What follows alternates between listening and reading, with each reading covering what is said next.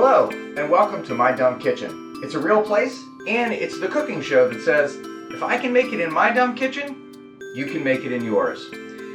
Today we're going to be cooking a staple that I usually have in the fridge at all times. It's my favorite snack. I also use it as a regular ingredient. It's going to be some steamed sweet potatoes.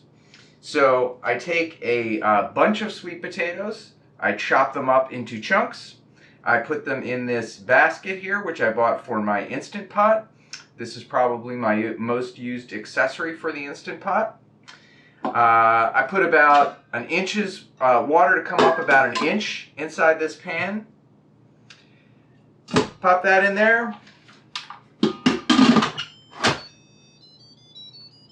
Put the lid on, make sure it's sealed, and pressure cook for 10 minutes.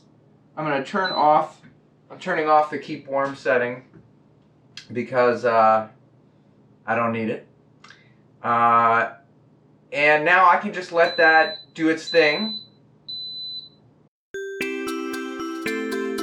I almost forgot to put this back on. This catches the steam that comes out. Usually I leave this on and I clean it every now and then, so I don't actually take it off every time.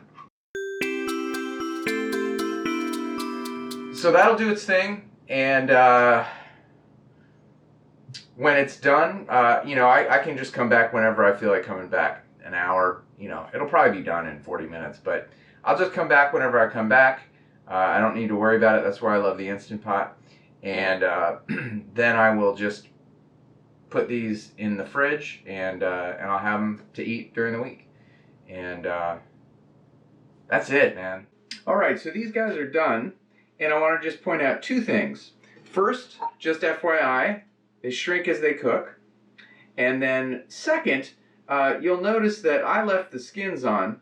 If you want to, you can peel them when they're done. The skin will just pull off.